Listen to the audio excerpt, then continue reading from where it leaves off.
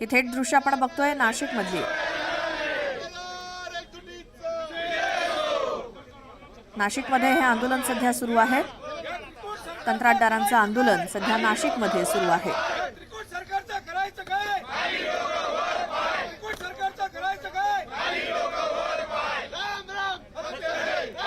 या आंदोलनासंदर्भातली माहिती घेऊयात आमचे प्रतिनिधी लक्ष्मण घाटोळ यांच्याकडनं। लक्ष्मण, हे आंदोलनकर्ते कोण आहेत आणि कशासाठी आंदोलन सुरू आहे?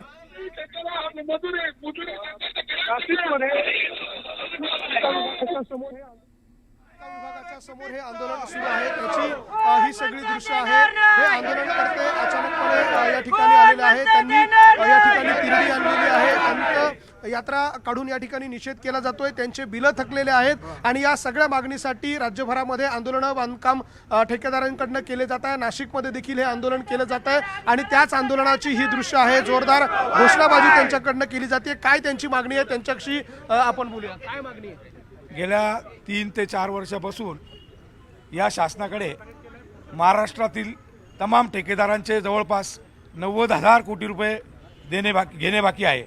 मात्र गेल्या 3 वर्षापासून इतर स्कीमांना निधी वळवता मात्र प्रलंबित देयकांना यांना निधी देता येत नाही आणि 18,000 कोटीचं बजेट असताना त्यांनी 64,000 कोटीची कामे दिली।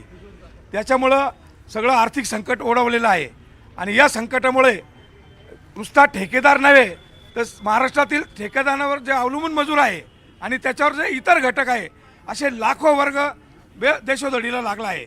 आणि याच्याकरता आमचं गेले 19 आणि 20 आणि 21 3 दिवसापासून आंदोलन चालू आहे।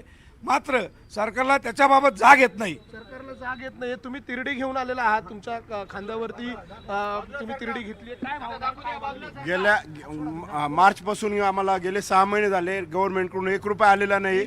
आमचे आदिवासी विकास विभाग PWD इकडे जेणेकरून आमच्या नाशिक रिजनचे 7,000 कोटीचे बिल थकीत आहे आणि अक्षरशः कर्जबाजारी ठेकेदार झालेले आहे। कोणाच्या गाड्या कोणाच्या मशिनरीचे लिलाव करण्याची वेळ आलेली आहे। अक्षरशः म्हणजे घरात आम्हाला पान समाजात घरात कुठंच राहिलेलं नाही आणि या सरकारला त्याचं आम्ही आंदोलन वेळोवेळी करूनही आमच्या कोणतीही दखल घेत नाही आणि मार्चपासून आम्हाला 1 रुपया गव्हर्नमेंटने दिल्यामुळे आमचे बँकेचे अकाउंट NPAत गेलेले आहे। तरी सरकारला आम्ही वेळोवेळी मागणी केली, प्रत्यक्ष जाऊन मागणी केली, तरी आम्हाला कोणत्याही प्रकारचा सरकारकडून म्हणजे प्रतिसाद मिळत नाही।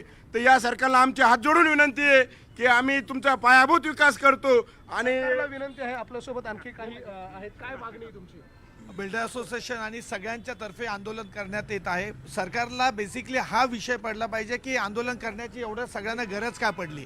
हे फक्त कॉन्ट्रॅक्टरचं आंदोलन नाही आहे, हे सगळ्यांचं आंदोलन आहे आणि हे करत असताना त्यांनी जे काही विषय घेतलेले आहेत ते अत्यंत गंभीर आम्ही विषय घेतलेले आहेत, कारण सगळ्याच मॅटर खूप सिरियस झालेला आहे। काय मागणी तुमची? आमची मागणी एकच आहे का सरकारने लाडकी बहीण योजना चालू करून जे बहिणींना आम्ही जाकून मतं मिळवत आहे ते बंद करून आता जे काही लाडके दाजी बहिणींना कमवून आणून खाऊ घालत आहे तर त्या दाजींकडे तरी लक्ष द्यावे।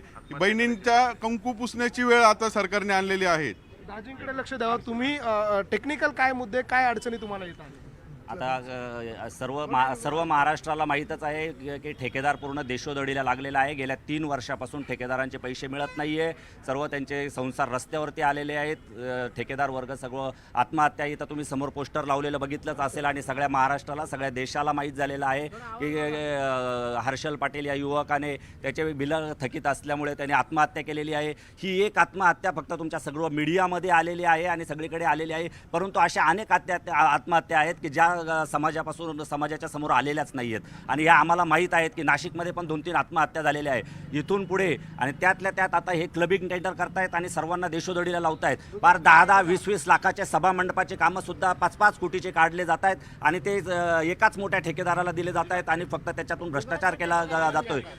या गोष्टीमुळे सर्व लोक बेरोजगार झालेले। इथून पुढे सरकारला आमचा असा धमकी आहे की इथून पुढे जर एकाही ठेकेदाराचा जर आत्महत्या जर झाली तर या सरकारला आम्ही इथे बसू देणार नाही। सरकारला बसू देणार नाही अशा प्रकारची भूमिका त्यांनी घेतलेली आहे आणि संतप्त झालेले हे सर्व ठेकेदार अशा पद्धतीने तिरडी घेऊन नाशिकच्या बांधकाम विभागाच्या मुख्यालयावर येऊन धडकलेले आहे। गेल्या 3 दिवसांपासून हे आंदोलन करत होते, मात्र त्यांच्या आंदोलनाकडे सरकारला लक्ष दिलं गेलं नाही आणि म्हणून त्यांनी अशा पद्धतीने आज प्रतिकात्मक पद्धतीने पद्धतीची तिरडी त्या ठिकाणी आणलेली आहे, आंदोलन त्या ठिकाणी केले जाते। तर दुसरीकडे ज्या तरुण ठेकेदारानं आत्महत्या केली त्याचा पोस्टर्स या ठिकाणी लावण्यात आलेला आहे। हर्षल पाटील या सांगलीच्या तरुण ठेकेदारानं आत्महत्या केलेली होती आणि हा सगळा संताप जो आहे तो या सगळ्या ठेकेदारांमध्ये आपल्याला पाहायला मिळतोय। आक्रमक झालेले हे सगळे ठेकेदार आता जिल्ह्यातल्या नाशिक जिल्ह्यातल्या आणि उत्तर महाराष्ट्रातल्या वेगवेगळ्या बांधकाम विभागांच्या कार्यालयावरून अशा पद्धतीने आंदोलन करताय। एकूणच या सगळ्या ठेकेदारांची मागणी आहे की त्यांची जी थकीत बिलं आहे